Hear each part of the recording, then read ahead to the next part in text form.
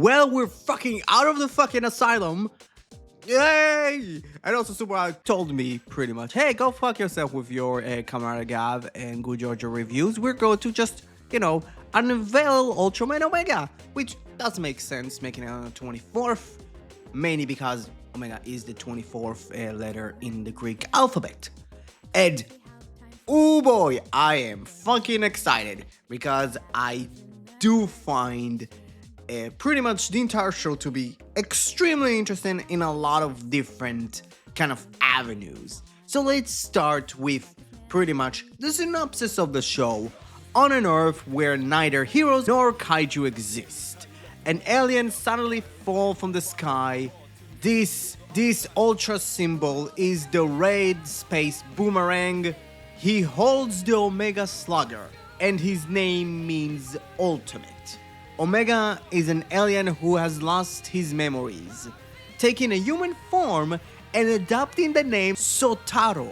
He becomes interested in the life forms called Earthlings that he is encountering for the first time and attempts to understand them. When a giant life form appears, amnesiac Sotaro recalls the word kaiju. As these kaijus continue to appear before him, a sense of duty awakens in him. A sense of duty awakens in Satoru's subconscious. He transforms into Ultraman Omega. Intense, fast-paced fight unfolds.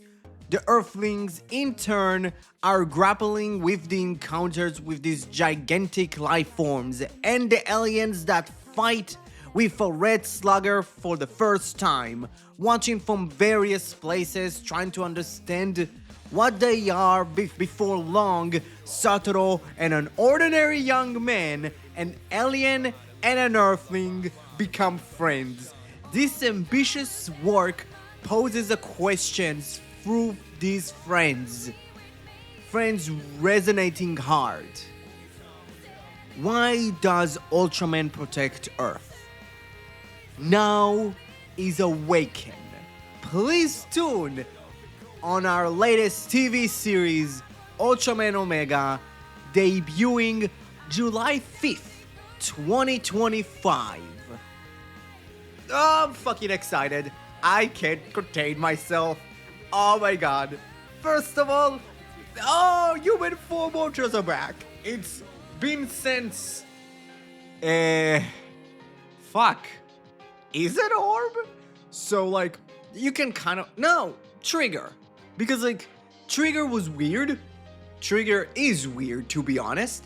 Because, Kengo was pretty much was the creation of Dark Trigger kind of taking the... Fuck, I forgot, the weird glowing gold bits. And, he touched it. And that kind of produced not only Ultraman Trigger, but also Kengo. But also Kengo from the future went to the past and they merged. You see, Trigger was fucking odd. And you now can buy it, you can pre-order it on Amazon and rewatch it and try to fucking understand that entire loophole. But if we don't count Trigger as a human Ultra, the last time we had it is in Jid. Literally. It's been practically 10 years since Jid. And pretty much after that it's or hosts or human Ultra or inheritance of light. Kind of like how the TDG trilogy kind of went. They're not actually the Ultras, they just inherit the light. And it's a thing that anyone can inherit, but it's kind of... It's like the Dunamis from Nexus. I think it's the best way to explain it. It's weird to say that, this is the first season I think about, but yeah, it's straight up like the Dunamis from Nexus. But I'm, super excited because it's okay, we have a human form Ultra, we have an Earth that doesn't have any kaijus in, which I still believe that maybe the last season was... No, the last season I think was Rube. I think it was Rube, which is interesting. We got to talk about that later. But yeah, that's odd because pretty much from Taiga on, every other season of Ultra, we had an established like defense team. We have a defense unit. We have an army, which none of the synopses actually mention, which is interesting. And having kind of like a semi of a dual protagonist situation, which was semi a part of the leaks, at least the leak of the story synopsis, and it was kind of like shortened down to not really spoil a lot, is we're going to have like kind of like a common and June situation, kind of like Nexus, which I wish it was like all in the point of view of the human. It would be interesting, but like, and then have Omega Sotaro, I think it's Sotaro, I'm going to learn his name when like the show or when the presser comes out. Like in the final battle, he kind of gives him his light and becomes his host, and they transform together. That would be cool.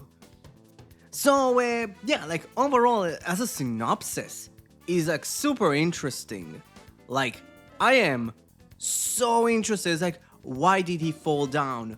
Like, how did he become an amnesiac? Like, where he's going to live? It's going to be so cool. So, yeah, like, I am super interested in Sotaro, which Sotaro is being played by another older actor, which, cool. Like, it is cool that now, like, okay, everybody gets to be Ultraman. You need to be Japanese, but everybody gets to be Ultraman. It's not just 19-year-olds. Fuck you. No, we're 19. That's it. Those are our protagonists. Just kids. No, we actually have someone that is like, it's cool. It really is like really cool. So pretty much, and having like the protagonist be an amnesiac and being an alien is like neat. It's something that we haven't gotten since Jid. Like, I am kind of thinking about every other Ultra that came out, and it's like, no, most of them were hosts. Like, the TDG trilogy was like the new generation TD trilogy, duology. It's not a trilogy. How much fucking, I think Decker's actor really wants to. It's a TDG trilogy. How? Like, maybe if they count the 2 movies, maybe those are like a part of the trilogy. I don't know. But having him be an alien, having him take a human form is cool. It is going to be interesting how he's going to take interest in human life forms and how kind of he's going to integrate himself into human society. Is it going to be kind of like an Ultraman, an Ultra 7 situation? That's going to be cool. Actually, it kind of makes sense. It's literally like he has a slugger, which is, I'm going to talk about it, but I do like they're really making the slugger the most important part. It's literally in the logo, which is neat. But I am interested in like, okay, what's his friend going to be like? Who is it going to be? Probably going to be a very young actor, kind of like around the 19-20 kind of like age range. But I am interested, okay, like it said in the synopsis that like the friend knows. How he's going to know? How it's going to work? Are we even going to get a defense team in an Ultraman show? Because like it's kind of interesting that if we kind of like go back again, I think it's still Jid, because I don't remember Jid having a defense team. Like Orb got one. Like, yeah, it barely was shown, and the SSSP doesn't count. It's an investigation squad. But like Orb had one. Taiga didn't have one. Taiga was another investigation team. It was a fucking they were a security team. I don't remember if they even had an actual like defense team in Taiga. And I'm like thinking about other season, but no, it's like Taiga was the last time that we actually like had and not a defense team be a part of like the main cast of the show, which is cool. I am interested in like a lot of the stuff that the show can do with Satoru. I'm just like, I'm excited. I really am. And fuck, Omega looks cool. Like, I was kind of like meh when I saw like a lot of like the leak photos of Omega, but you know what? I do like it. I do like that suit. Like, that suit is like really neat looking. I am interested like in like, again, it's the color timer. First of all, it's 80s, if I remember, 30th? No, it's not 30th. It can't be 30th. It's like 40th or like 50th anniversary. So it's like very 80s. The Ice Slugger is very much kind of like not only goes back to 7, but also Max. Max had a slugger, and it's not as big of a deal as like 80 was, but it's also an anniversary year for Max, which is really cool. Like, I'm super interested in his design. Like, again, his color timer is a star. It's not like a real like big star, but it is a star. We know that like ultras, like the only ultras that have like star-shaped color timers are from U40. Like, how it's going to connect, or is it just like specifically an aesthetic thing? Like, I do like, hey, we see a regular beam, which is like very classic. It's the classic pose. It's not like anything like about it, because if you think about it, like Omega is the most classic looking Ultraman there was. Like, Omega was kind of a class. Arc was kind of a classic, but he had a lot of black, specifically around kind of like pretty much from his belly to his legs, and that's not really classic Ultra. But Omega is like going full classic arc. Silver and red, that's it.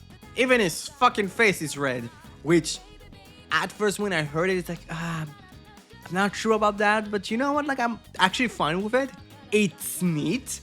And having, when, let's say, Omega removes the slugger, there is like a cool like blue line, which like the one thing I wish is maybe like have it be lighted up. Like, that would be cool. I don't know. Like, that could be cool. But yeah, like, I'm super interested in the way that he looks, and it seems that maybe, just maybe, like, he can just take off his color timer, or at least like replicate it and put it on kaijus, because we see in the trailer, which was cool, we get to see him kind of puts on his color timer on a kaiju and he kind of mind controls, which I'm excited for that. While also it is interesting, we're going to get some space battles, which are at least combination of real like suits and CG, which a lot of people looked at it as like, oh my god, the CG is so fucking good. It's like, yeah, this is what happened when you let your CG team to actually like work and polish your CG. Because of that, it looks good. Like, CG, like, you can make the cheapest look, you can make the cheapest CG ever, but if you get the time to actually work on it and polish it, it would look actually not that bad. But when you have all the money in the world and you rush it, it would look like a rushed job. I'm sorry. While, like, the Slugger being his transformation device is cool. Like, I don't know, that's neat how much, to be honest, it's weird, and I would never, like, I would never like, see it again. Like, when he takes it off, like, when it's Omega, when he transforms into Omega and he takes off the Slugger, it doesn't look like it in the slightest. Like, I don't know if it needs to be the Slugger, or it's like the Slugger is the... Like, that's weird. Like, I don't get that point. I don't know.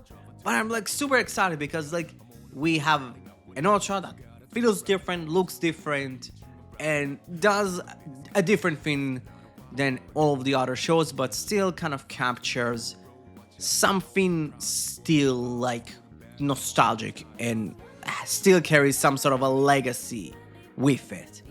I'm interested in like a lot of the stuff that this show is going to do. Again, I'm so excited. I'm genuinely so excited. But let's talk about someone very big, and that is the director of this show, and that is Masayoshi Takei, which the last season, which he worked on a bunch of different Ultra shows. Like he worked pretty much since Cosmos. He worked as like assistant director, and he pretty much started working for Cosmos. Like that's fucking insane. Which comes into the shows that he did actually was the main director, which were Ultraman Rube, the Rube movie, and Ultraman Decker. Yes, in in the span of 4 years, I'm going to review 2 shows that were directed by the same guy, which like I think it's neat. I don't know. I like Decker. Like I think Decker was something interesting, something cool. It took what Dinah did and changed it to do something different, and he kind of worked with the limitation that he had. Because like if you think about it, like Decker was still like limited to, hey, you still need to make it an actual like tribute season, which are tough and sometimes you can't really do it. So yeah, like that kind of glance over the comments that he had, that he pretty much, that Tsuburaya asked him to pretty much say he's very happy to work on his 3rd season as lead director. He's been involved for the Ultra season he's been involved in Ultra pretty much for 20 years. Like we talked about being a leading director of Rube and Decker, which were a classic coming of age stories about a young Earthling and how they escape crisis.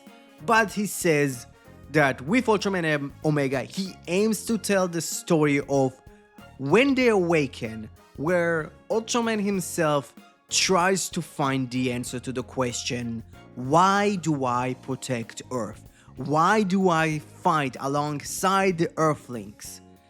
He thinks that children and adults would enjoy the classic story with likable characters, impressive kaijus, which from the trailers, we got to see a lot of new kaijus. Probably a lot of them are just like remolds. But it is cool. And like he's still kind of young. Like people look at it and it's like, okay. People look at, let's say, Taguchi, and I think Taguchi is older than him. I'm 100% sure that Taguchi is actually older than him. Let's see. Yeah, Taguchi is older. It's 3 years. But still, like, a lot of the directors for the past couple of years were slightly older. Him being 41 kind of puts him in this interesting road because, like, he's a Showa era kid. He grew up on the Showa era, but he got to work on a lot of the Heisei era shows. And it kind of feels that, okay, you see what, like, Omega kind of tries to present himself. Like, look at the poster. Look at the poster of, let's say, Omega next to a lot of the other posters in the Heisei era. It's very apparent they're trying to do something with it. I'm super, like, interested to see, okay, what the show is going to, like, how the show is going to feel. Because there is a pattern. Like, people kind of, like, started noticing a pattern. It's like, oh, like, Tiga's, like, Trigger's Tiga, like, Decker is Dinah, Blazer is Gaia, Cosmos is Arc. People's like, oh, Nexus is going to be like Omega. I feel like just from the bits of information, like, you can kind of see hints of Nexus, mainly with kind of like the semi-dual protagonist kind of feel. How much, again, you can say that Shu and Yuma were dual protagonists, but it's like, it's less. But it's way more kind of like Shu needed to learn that Yuma around like the middle of the season that he's Ultraman, where like it seems that Sotoro and his Earthling friend are already friends, and and the Earthling knows that he's Omega. But like, yeah, I'm excited. I don't know what to say in exception to, oh my fucking god, Ultraman is back. Ultraman fucking Reddit can calm down. It's back. We can now like relax and start enjoying whatever going to be Omega.